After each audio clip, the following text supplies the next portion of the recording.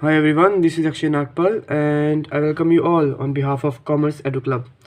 So today we are going to discuss about one of the short yet important topic of CA final law miscellaneous provisions, that is removal of name of companies from the register of companies.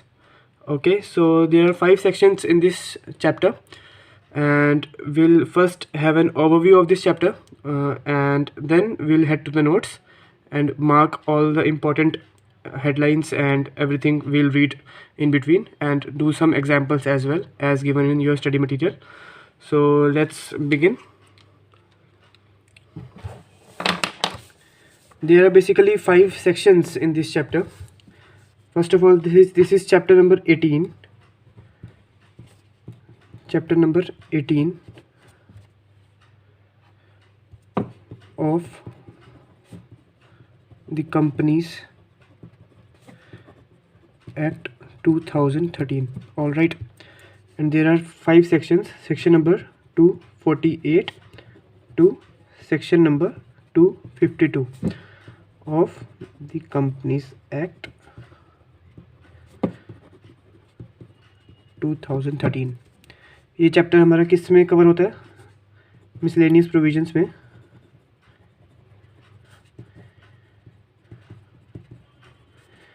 CA final law. All right, इसमें अगर आप जाओगे इसके अंदर बड़े सारे chapters हो रहे होंगे. एक गवर्नमेंट कंपनी चैप्टर हम ऑलरेडी कवर कर चुके हैं. सेकंड चैप्टर हमारा ये वाला हो रहा होगा, removal of name of company from register of companies. 5 sections है इसके अंदर, वो हम अभी कर रहे होंगे. ऑल राइट, सो पहले एक इसका पढ़ने का एक तरीका है. There are 2 flows. ओके, तो पहला फ्लो होएगा हमारा 248 subsection 1, then 248 subsection 5, then 252 subsection 3. All right, और जो हमारा एक और फ्लो है जो कि वेरी इंपॉर्टेंट माना जाता है एग्ज़ाम के पॉइंट ऑफ व्यू से, 248 subsection 2, then 249, then 251 and then section number 252. All right, तो एक आपको इस फ्लो से अगर पढ़ोगे तो आपको साथ में सेक्शन तो याद होंगे ही होंगे, साथ में कंटेंट भी याद हो जाएगा. कंटेंट के साथ साथ सेक्शन तो बिल्कुल अच्छे से याद हो जाएंगे. और एग्ज़ाम में अगर आप सेक्शन लिख के आते हो तो आपका इंप्रेशन ऑब्वियसली अच्छा ही पड़ेगा एग्जामिनर पे, and you will be able to fetch more marks in comparison to others who don't write section numbers. all right, so एक बार आपको एक बता देता हूँ एक चीज़. रजिस्ट्रार को पावर दे रखी है सेक्शन के अंदर ना. रजिस्ट्रार के पास पावर है इसके अंदर, एक 248 सबसेक्शन 1 के अंदर पावर दे रखी है और एक 248 सबसेक्शन 2 के अंदर पावर दे रखी है. 248 सबसेक्शन 1 के अंदर क्या पावर दे रखी है? Suo moto. मतलब without any application given by the company the registrar can suo motto remove the name of company from the register of company. All right, इसके अंदर हमें 4 ग्राउंड्स दे रखे हैं और जो फर्स्ट 2 ग्राउंड्स हैं वो कॉमन है सेम 248 सबसेक्शन 2 के लिए भी, जिसके अंदर बोल रखा है on application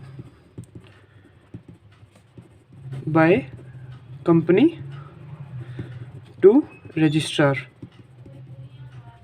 for removing the name of company from the register of companies. All right, तो ये सिंपल सी बात बोल रखी है सेक्शन नंबर 248 सबसेक्शन 1 और सेक्शन नंबर 248 सबसेक्शन 2 के बारे में.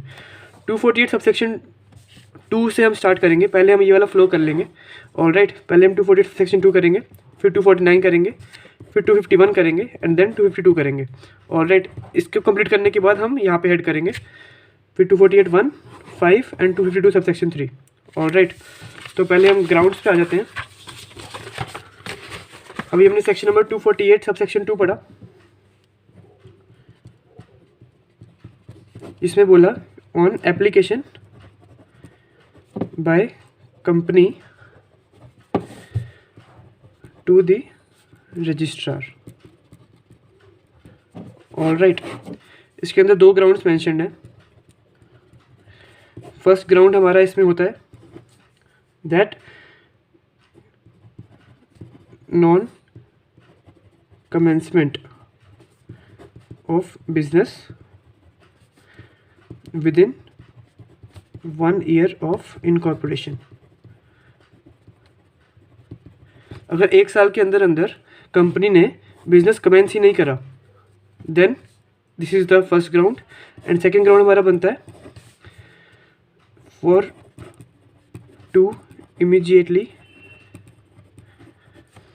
preceding financial years company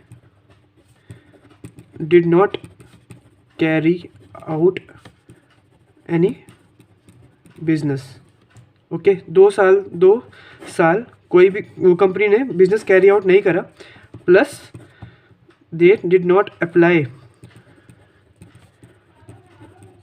for dormancy under section 455।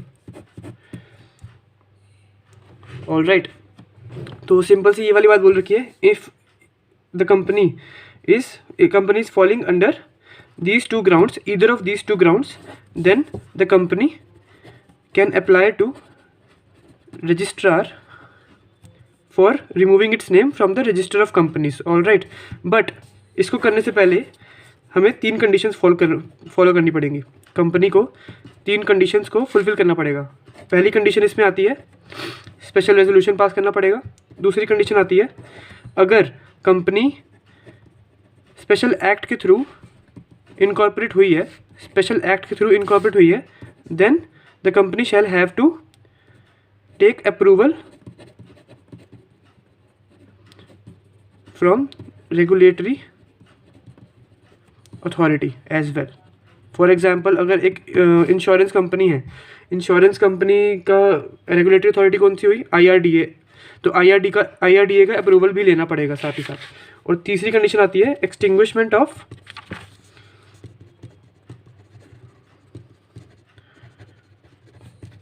Liabilities. मतलब जितनी भी लाइबिलिटीज़ हैं पहले सारी एक्सटिंग्विश करो, मतलब सारी ख़त्म करो, जितनी भी पे ऑफ करो, जितनी भी लाइबिलिटीज़ है। After that a company can apply for the same to the registrar. All right, तो 3 कंडीशंस ये। 3 कंडीशन के बाद अगर इन दोनों ग्राउंड में से किसी एक में भी अगर कंपनी फॉल कर रही है, then the company can apply to registrar for removing its name from the register of companies. All right, 248 sub section 2 होने के बाद सेक्शन नंबर 249 पे आते हैं। सेक्शन नंबर 249 में बेसिकली बोला गया है कि कुछ रेस्ट्रिक्शंस लगाई गई हैं। रेस्ट्रिक्शंस ऑन कंपनीज पे रेस्ट्रिक्शन लगाई गई है that they can not apply under section 248 sub section 2। अगर कंपनी के ऊपर ये वाली रेस्ट्रिक्शन लगती है, then the company can not apply under section 248 sub section 2 to registrar. इसके अंदर 5 रेस्ट्रिक्शंस गिवन है, एक एक करके इसको पढ़ लेते हैं एक बार 5 रेस्ट्रिक्शंस को। इसको first restriction, second restriction, third restriction, इनको इकट्ठे पढ़ेंगे और बाकी को 4th एंड 5th को इकट्ठे पढ़ेंगे। ऑल राइट, इसमें बेसिकली बोल रखा है अगर एक कंपनी जब अप्लाई कर रही है to the registrar for removing its name from the register of companies, अगर एक कंपनी अप्लाई कर रही है to the registrar for removing its name from the register of companies, then 3 महीने पहले, अगर 3 महीने पहले तक 3 months बिफोर अप्लाइंग, 3 महीने पहले तक अगर कंपनी ने अपना नाम चेंज कराया हो या फिर registered office from one state to another अगर करवाया है, एक तो ये वाला पॉइंट। दूसरा पॉइंट आता है वाइंडिंग अप चालू है अगर कंपनी का, या फिर IBC में चालू है अगर क्या बोलते हैं उसको, कमेंसमेंट ऑफ CIRB। और तीसरा पॉइंट, अगर अप्लाई कर रखा है हमने, अप्लाई कर रखा है कंप्रोमाइज़ और अरेंजमेंट के लिए एंड वो प्रोसेस में है अभी, then the company can not apply for removal application under section 248 subsection 2। I hope I have made myself clear. और फोर्थ और फिफ्थ पॉइंट इकट्ठे पढ़ा जाता है। इसमें बेसिकली बोल रखा है कि कोई भी एक्टिविटी कंपनी ना कर रही हो, एक्टिविटी कोई भी ना कर रही हो other than those activity which are necessary for applying under section 248 subsection 2। मतलब अगर कोई भी एक्टिविटी हो रही है, इवन दो वो नॉर्मल कोर्स ऑफ बिजनेस में भी हो रही हो, फिर भी हम वो एक्टिविटी नहीं कर सकते। अगर वो एक्टिविटी कर रहे होंगे देन 249 एप्लीकेबल हो जाएगा and the company will not be able to apply under section 248 subsection 2। तो इन शॉर्ट हम ये बोल सकते हैं दैट 249 अगर एप्लीकेबल होगा देन 248 सबसेक्शन 2 एप्लीकेबल नहीं होगा। ऑल राइट, तो ये वाली बात आती है। 249 सबसेक्शन 1 था ये। 249 सबसेक्शन 2 में भी एक बात बोल रखी है कि अगर कंपनी 249 सबसेक्शन 1 में आ जाती है, ऑलराइट, वो रिस्ट्रिक्ट करती है, बट फिर भी अगर कंपनी अप्लाई कर देती है under section 248 subsection 2 to registrar, then penalty fine up to ₹1 lakh shall be payable by the company. All right, फिर आता है सेक्शन नंबर 251। 251 में बेसिकली बोल रखा है फ्रॉड के बारे में। अगर कंपनी अप्लाई करती है रजिस्ट्रार को अंडर सेक्शन 248 सबसेक्शन 2, ऑलराइट, और इंटेंशन क्या होती है उसकी, टू डिसीव और to defraud, again to defraud कौन कौन, defraud the creditors, any other party, और टू डिसीव एनी पर्सन, ताकि लाइबिलिटी हमें ना पे करनी पड़े। ओके, अगर ये इंटेंशन होती है कंपनी की फॉर, एंड वो मिसयूज़ करते हैं बेसिकली सेक्शन नंबर 247 सेक्शन 2 का, देन उनके ऊपर सेक्शन नंबर 447 की पेनल्टी लग जाती है। 447 में फ्रॉड की पेनल्टी होती है बेसिकली, तो काफ़ी हैवी पेनल्टी होती है वो। प्लस अगर रजिस्ट्रार चाहे तो वो प्रोसिक्यूशन भी करवा सकता है।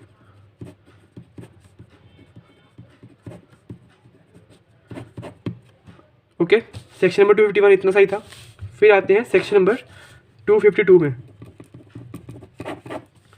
252 में बेसिकली क्या बोल रखा है, first thing, appeal to NCLT, appeal to tribunal के बारे में बोल रखा है कि 3 years from the date of order. अब ऑर्डर की डेट इसमें क्या बोली जाती है, जो पब्लिशिंग होती है ना, पब्लिशिंग इन ऑफिशियल गैजेट में जब पब्लिश करता है नोटिस रजिस्ट्रार, तो वो उसको डेट ऑफ ऑर्डर बोलते हैं। और उसके 3 साल के अंदर अंदर अगर कोई भी पर्सन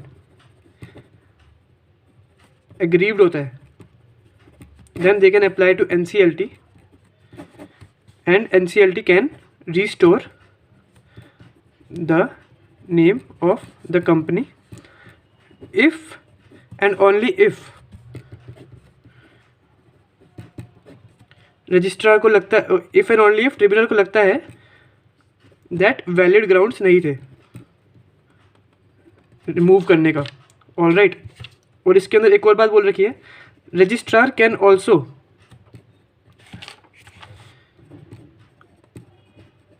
अप्लाई टू NCLT। अगर उसको लगता है कि उससे कुछ गलती हो गई है then tribunal can restore the name if and only if tribunal feels that there were no valid grounds for removing the name of the company. All right. इसके अंदर एक और सेक्शन आता है, section number 252 sub section 3, which is very important. और बच्चे वहाँ पे बहुत कन्फ्यूज होते हैं। उसमें 20 ईयर्स की लिमिट दी हुई है एक, उसको हम सेकेंड फ्लो में पढ़ेंगे। अभी हमने क्या क्या पढ़ा, दोबारा एक बार रिवाइज कर लेते हैं जल्दी जल्दी। सबसे पहले हमने पढ़ा कि देयर आर 2 फ्लोज, एक ये फ्लो था, एक सेकंड फ्लो था। हमने अभी ये वाला फ्लो खत्म कर लिया। इस फ्लो में बेसिकली क्या बोल रखा था सेक्शन नंबर 248 सब सेक्शन 2 के अंदर, that there are 2 grounds plus 3 conditions. 2 grounds कौन कौन से थे कि 1 साल के अंदर अंदर अगर कमेंस नहीं किया बिजनेस, और दूसरा क्या था कि अगर 2 साल हमने कोई कैरी आउट नहीं करा बिजनेस, प्लस हमने डोरमेंसी के लिए अभी अप्लाई नहीं करा। ऑल राइट, 2 ग्राउंड्स ये। 3 कंडीशन कौन सी थी, एक SR पास नहीं किया, SR पास कर लिया हमने, रेगुलेटरी अथॉरिटी से अप्रूवल ले लिया, और तीसरा क्या था बोलो, स्पेशल रेजोल्यूशन पास कर दिया, रेगुलेटरी अथॉरिटी से अप्रूवल ले लिया, plus extinguishment of all the liabilities. All right, 249 अगर अप्लाई हो जाता है उसमें रेस्ट्रिक्शंस गिवन है। अगर 249 अप्लाई हो जाता है तो 248 सब सेक्शन 2 के अंदर हम अप्लाई नहीं कर सकते। 249 में रेस्ट्रिक्शंस गिवन है, 5 रेस्ट्रिक्शंस गिवन है। एक नेम चेंज की बात कर रखा है, एक एड्रेस चेंज की बात कर रखा है, एड्रेस मतलब registered office from one state to another, और तीसरी बात क्या कर रखी है, सॉरी फर्स्ट पॉइंट तो यही हो गया नेम और एड्रेस का। दूसरा पॉइंट वाइंडिंग अप और IBC के बारे में बोल रखा है। तीसरा पॉइंट बोल रखा है हमारा कॉम्प्रोमाइज़ और अरेंजमेंट के बारे में। और फिर चौथा और पांचवा point normal course of business में अगर कर रहे हैं तब नहीं कर पाएंगे अप्लाई। 249 के अंदर रिस्ट्रिक्शन है उसके बारे में भी। ऑल राइट, तो नॉर्मल कोर्स ऑफ बिजनेस में नहीं होना चाहिए। Only those activities shall be conducted which are necessary for applying under section number 248 sub section 2। All right, फिर 249 सब सेक्शन 2 के अंदर 1 लाख रुपए की पेनल्टी की बात कर रखी है। अगर फिर भी अगर 248 सब सेक्शन 249 अगर अप्लाई हो जाता है, फिर भी अगर हम अप्लाई कर देते हैं रजिस्ट्रार को, देन 1 लाख रुपए की पेनल्टी लग सकती है। फिर 251 के अंदर फ्रॉड के बारे में बात कर रखी है कि अगर हमारी इंटेंशन, कंपनी की इंटेंशन गलत है, that to defraud the creditors और to deceive other persons, then आपका सिंपली 447 की पेनल्टी लग जाएगी उसके अंदर, प्लस प्रोसिक्यूशन भी हो सकता है। ऑल राइट, और 252 में अपील की बात कर रखी है। अब हम आते हैं 248 सब सेक्शन 1, 248 सब सेक्शन 5 और 252 सब सेक्शन 3 के ऊपर। अगर ये 3 खत्म हो जाए तो हमारा चैप्टर एक तरह से पूरा कंप्लीट हो जाएगा। All right, let's come to this. अब हम आते हैं सेक्शन नंबर 248 सब सेक्शन 1 के अंदर। इसके अंदर रजिस्ट्रार के पास पावर है that it can suo moto, मतलब without any application from the registrar, remove the name of company from register of companies. All right, इसके अंदर हमें 4 ग्राउंड दे रखे हैं basically. First ground and second ground is common with 248 sub section 2। उसमें क्या क्या लिखा था, पहला पॉइंट, दूसरा point, that even after 1 year of commencement, company is not commenced business.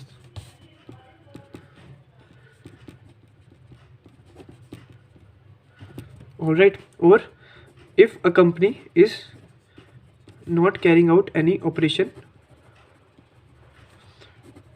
for 2 years plus dormancy के लिए हमने अप्लाई नहीं किया। ऑल राइट, थर्ड पॉइंट पे आते हैं।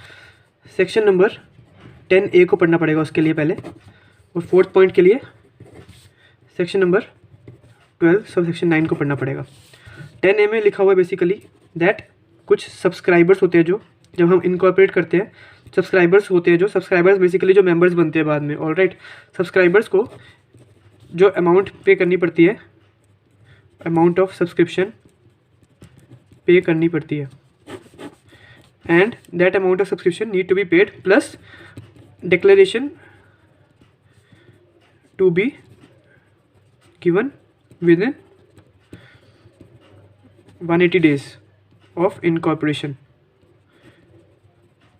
अगर सब्सक्राइबर्स पे नहीं करते सब्सक्रिप्शन का अमाउंट, प्लस या फिर डिक्लेरेशन नहीं जाती, डिक्लेरेशन कंपनी के द्वारा 180 दिन के अंदर नहीं जाती, then this becomes a valid ground for the registrar to suo motto remove name of company. All right, I hope ये सेक्शन 10A समझ आ गया आपको। ये थर्ड ग्राउंड बनता है हमारा। फोर्थ ग्राउंड हमारा होता है सेक्शन नंबर 12 सब सेक्शन 9 के अंदर। इसमें बेसिकली बोला गया है अगर इंस्पेक्शन होती है, फिजिकल इंस्पेक्शन होती है और वहाँ से पता लगता है that company is not carrying out business, then this shall be the valid ground. तो हमने 4 ग्राउंड्स कवर कर लिए इसके अंदर। ऑलराइट, एज सुन एज ये 4 ग्राउंड्स कवर होते हैं देन रजिस्ट्रार क्या करेगा, कंपनी को एक नोटिस देगा और कंपनी को, रजिस्ट्रार को 30 दिन के अंदर अंदर रिप्लाई देना पड़ेगा, मतलब रिप्रेजेंटेशन देनी पड़ेगी basically.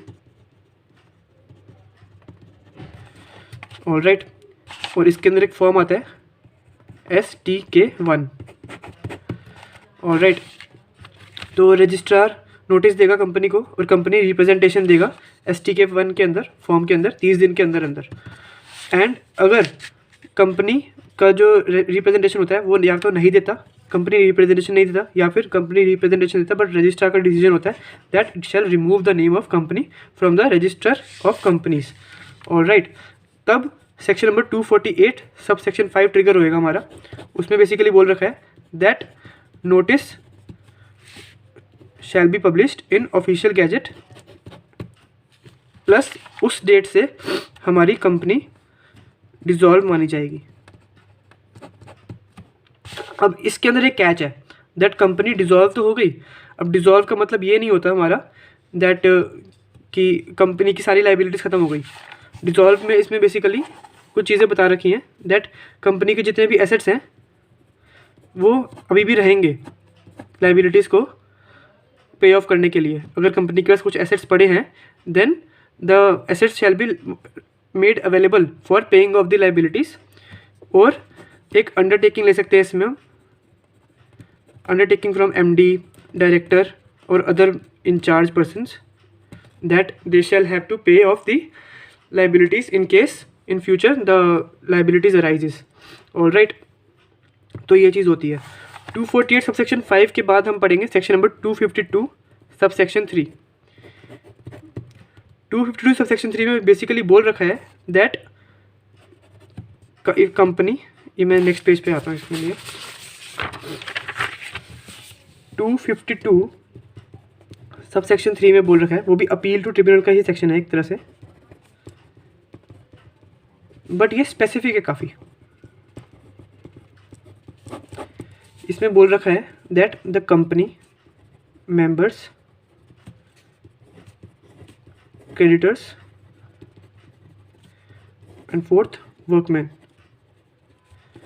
They can apply to tribunal, और उनको टाइम मिलेगा 20 ईयर्स का। अगर द कंपनी इज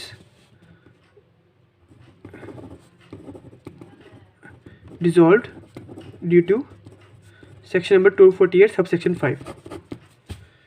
हमने 252 सब सेक्शन 1 में क्या पढ़ा था, वो जनरल था basically, that it will have 3 years, the any person aggrieved have 3 years to apply to tribunal and the tribunal shall decide whether to restore the name of company after that। Alright, ये general था, ये specific है काफ़ी। इसमें 20 साल का time दे रखा है विच इज़ वेरी लॉन्ग एंड इसका कोई सेंस वैसे बाद में बना नहीं, बट फिर भी ये दिया गया है, स्पेसिफिक प्रोविजन दिया गया है। इसको काफ़ी मतलब अगर आप इसको रीडिंग भी देंगे अगर स्टडी मटेरियल के अंदर भी, वो मैं आपको रीडिंग दोबारा दिलवाऊंगा अभी तो उसमें भी आपको ये वाली चीज़ बहुत अच्छे से पता लग जाएगी that they have given 20 years and for the case of 248 sub section 5। 248 sub section 5 सिर्फ 248 सब सेक्शन 1 के बाद ट्रिगर होता है, ये याद रखना। ऑलराइट, 248 सब सेक्शन 2 के बाद हम 242 सब सेक्शन 1 लगाएंगे 248 सब सेक्शन 2 के बाद। ऑलराइट, तो ये दो हमारे फ्लो बन जाते हैं बेसिकली। ऑलराइट, और सेक्शन नंबर 250 वो बहुत इजी है, तो वो मैं आपको नोट से पढ़ा दूँगा। ऑलराइट, आई होप ये चैप्टर की समरी समझ आ गई होगी आपको। अब जल्दी जल्दी हम कंप्लीट कर लेते हैं नोट्स से भी। नोट्स की आपको कॉपी मिल जाएगी हमारे टेलीग्राम चैनल पे। ऑलराइट, तो वहाँ से भी आप कॉपी कर सकते हैं, वहाँ से आप डाउनलोड कर लेना। ये है हमारे नोट्स। ऑलराइट, अब हम इसको जल्दी जल्दी हाईलाइट करेंगे, ख़त्म करेंगे।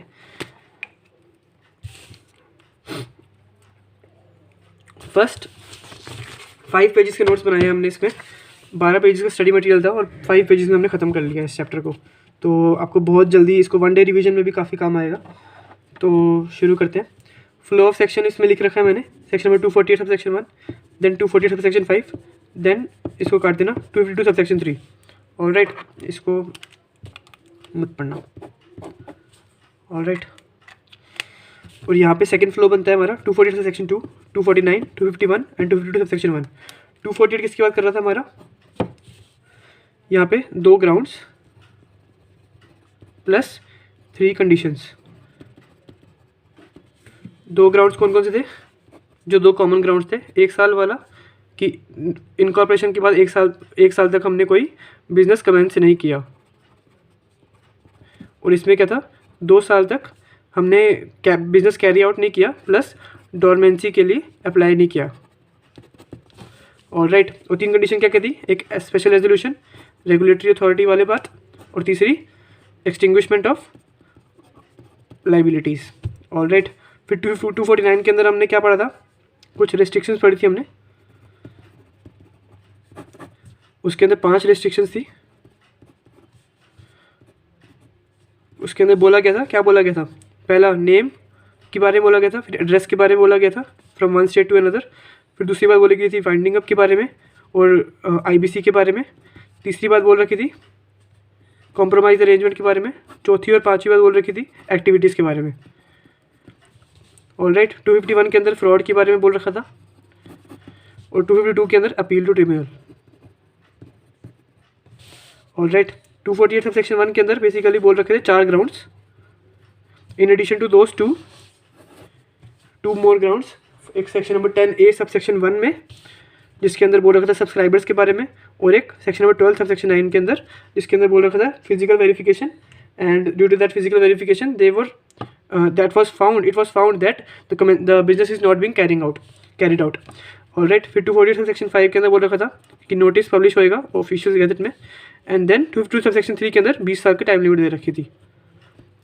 तो हमने ये 2 मिनट दोबारा रिवाइज कर लिया। अब एक बार सारा जल्दी जल्दी ख़त्म करते हैं, इसको देखते हैं।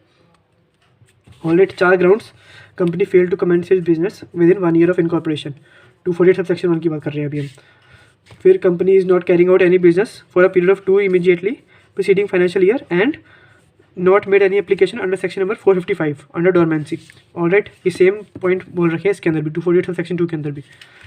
अब इसके अंदर आते हैं सब्सक्राइबर्स के बारे में बोल रखा है, subscribers to the memorandum have not paid the subscription which they had undertaken to pay at the time of incorporation and a declaration to this effect within 180 days has not been filed under section 10A sub section 1।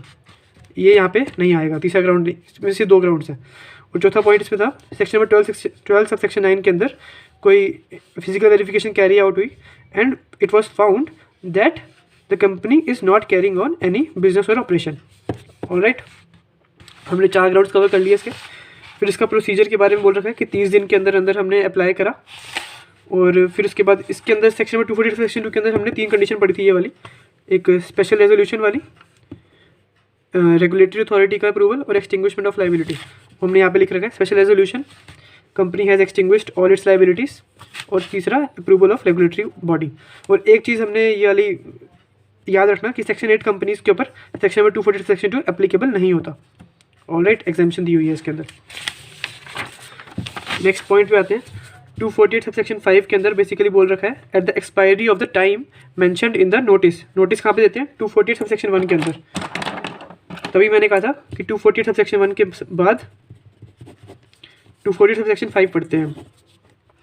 Alright, तो registrar unless cause to the contrary is shown by the company strike off its name, then publish the notice in the official gazette and on the publication of the publication in the official gazette the company shall stand dissolved, जो हमने बात करी थी। Alright, ये वाला basically effect दे रखा है जो मैंने बोला था कि even after being dissolved the company still will be liable. इसमें ये सिंपल सी ये वाली बात बोल रखी है, तो ये यहाँ पर रीड आउट कर लेना 248(6) और 247 के अंदर। और 248 के अंदर बोल रखा है कि अगर इवन दो ये वाली पावर रजिस्ट्रार को दे रखी है, फिर भी वाइंडिंग अप की जो पावर है ट्रिब्यूनल के पास, उसमें कोई इफेक्ट नहीं आएगा। Nothing in this section shall affect the power of the tribunal to wind up a company. All right, फिर एक एग्जांपल है, एग्जांपल हम लास्ट में कवर करते हैं। ठीक है, यहाँ पे एक और एग्जांपल है, वो भी हम लास्ट में कवर करते हैं। ठीक है जी, सेक्शन नंबर 249 पे आते हैं। पहले हमने क्या पढ़ा, 248 सबसेक्शन 2, देन सेक्शन नंबर 249 पढ़ेंगे। ऑलराइट, ये मैंने लिख दिया यहाँ पे, रीड आफ्टर 248 सबसेक्शन 2। इसके अंदर बेसिकली क्या बोल रखा है, that if this restrictions are applicable then 248 के अंदर हम कंपनी जो है रजिस्ट्रार को नहीं दे सकती, अप्लाई नहीं कर सकती। ऑलराइट, तो ये 5 बोल रखी हैं। पहली जो चेंज के बारे में बात कर रखी थी, चेंज ऑफ नेम और change of registered office from one state to another. All right, दूसरा और तीसरा पॉइंट एक्टिविटी के बारे में। चौथा point has made an application to tribunal for compromise और arrangement and has not been finally concluded. और पांचवा point wound up under chapter 20 of this act और अंडर IBC 2016।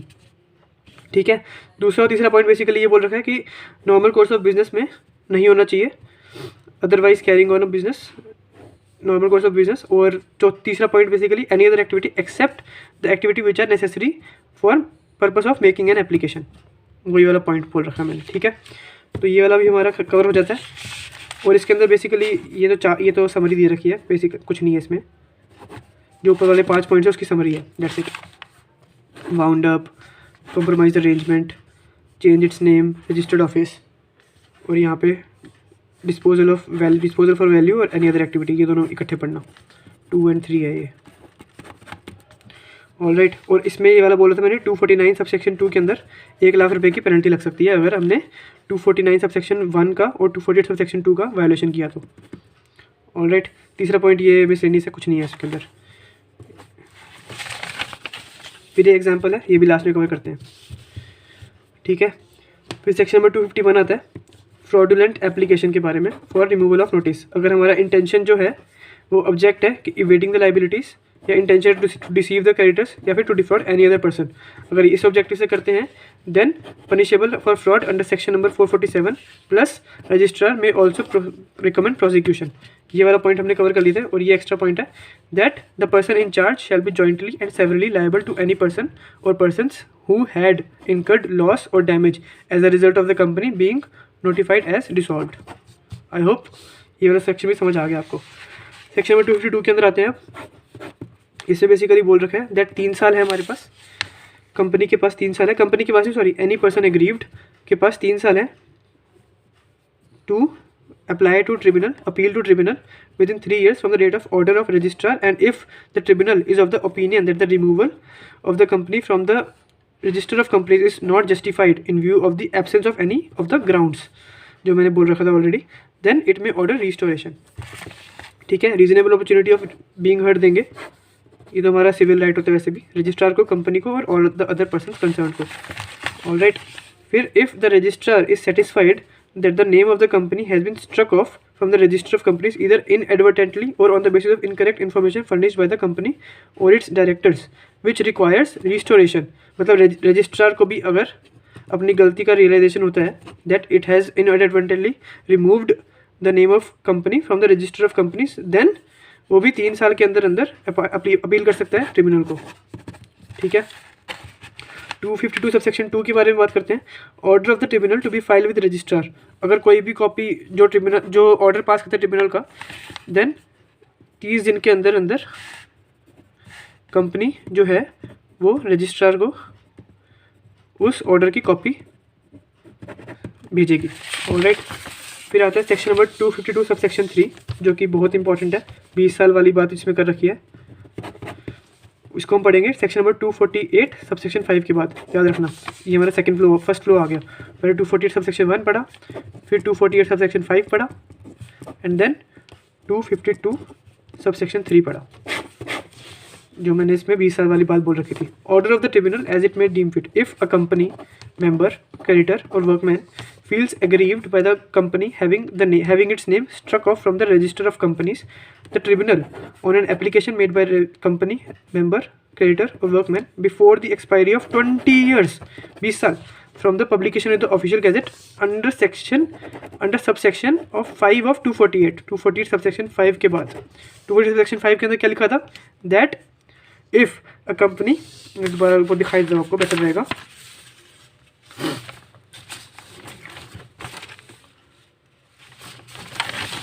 248 subsection 5 के अंदर बेसिकली क्या लिखा था, that at the expiry of the time mentioned in the notice, the registrar may, unless cause to the contrary is shown by the company, strike off its name from the register of companies and shall publish notice thereof in the official gazette, and on the publication in the official gazette the company shall stand dissolved. All right, मतलब इस फैसले से जो कि 248 subsection 1 के बाद लिया जाता है, 248 सबसेक्शन 1 के अंदर बेसिकली क्या किया था कि नोटिस दिया गया था, नोटिस का रिप्लाई नहीं करती है कंपनी या फिर रिप्लाई करती है वो सेटिस्फाई नहीं हो पाते रजिस्ट्रार, देन रजिस्ट्रार एक ऑर्डर पास करती है दैट कि ऑफिशियल गैजेट के अंदर एक नोटिस पब्लिश करती है that the company shell stand dissolved and it has removed the name of company. अगर उस ऑर्डर से 248 सेक्शन 5 के अंदर जो ऑर्डर पास किया उसके अंदर से ये 4 पार्टीज एग्रीव होती हैं, then they get the time of 20 years. All right, 20 years का टाइम मिलता है that they can apply to the tribunal, and at the time of its name being struck off, carrying on business or in operation or otherwise it is just the name of the company be restoration का tribunal order दे सकती है. All right, तो इसमें यही वाली बात बोल रखी है. सेक्शन नंबर 250 ये मिसलेनियस है, पढ़ लेते हैं इसको एक बार. Where a company stands dissolved under section number 248, it shall on and from the date mentioned in the notice cease to operate as a company and certificate of incorporation deemed to be cancelled, and for the purpose of realizing the amount due to the company and for the payment of discharge of the liabilities or obligation of the company, this subsection shall not affect the company shall be continued in existence. मतलब अगर company को asset realise करने हैं या फिर company को liabilities पे of करनी है तो जो डिसोल्यूशन का बोल रखा है कि डिसोल्यूशन हो गया वो हमारा अफेक्ट नहीं माना जाएगा. मतलब they will still be able to realise the asset and pay off the liabilities. All right, तो सिंपल से ये बात बोल रखी थी. अभी तीन एग्जांपल्स रहते हैं हमारे, वो कर लेते हैं एक बार. ये रह गया एग्जांपल, नंबर वाइज चलते हैं. This is our first example.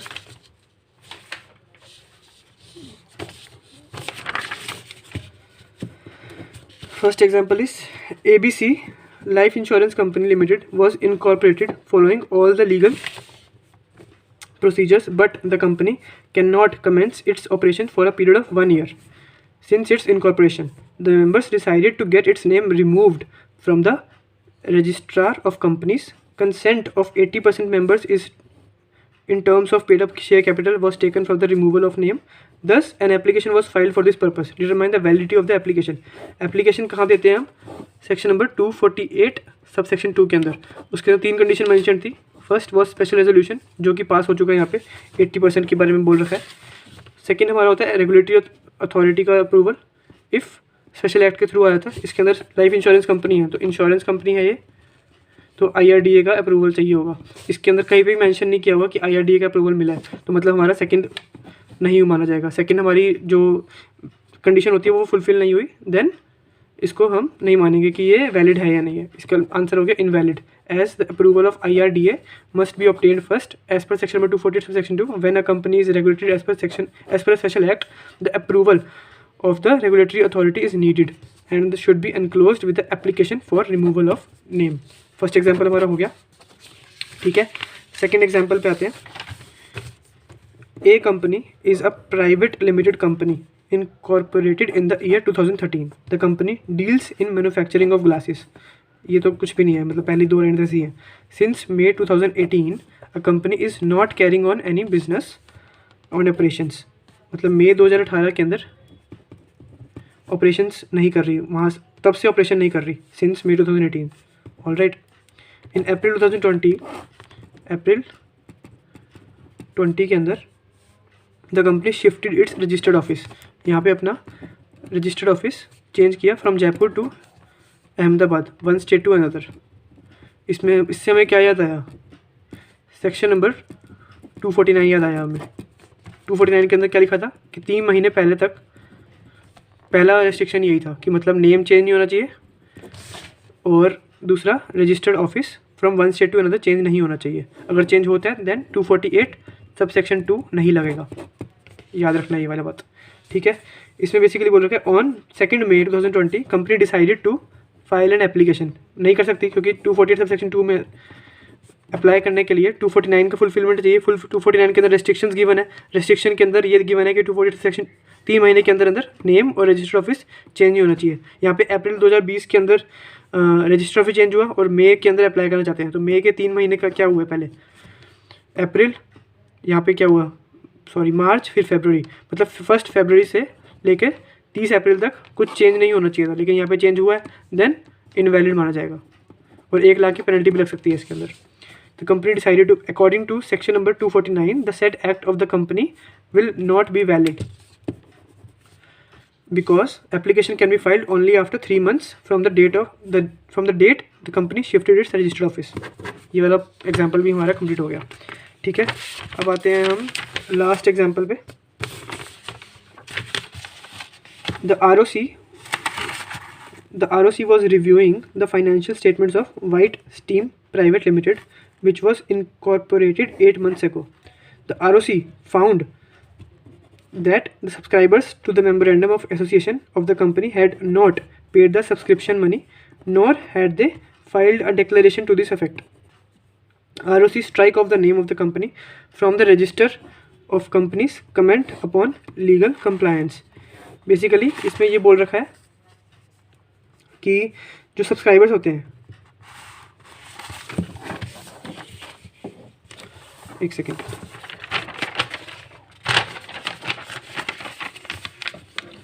जो सब्सक्राइबर्स हैं, इसका एक पॉइंट बोल रखा था सेक्शन नंबर 248 सबसेक्शन 1 के अंदर एक ग्राउंड था 10A वाला। 10A सबसेक्शन 1 के अंदर अगर सब्सक्राइबर्स जो होते हैं पे नहीं करते amount, subscription amount plus declaration to this effect shall not be given by the company within 180 days, then it shall become a valid ground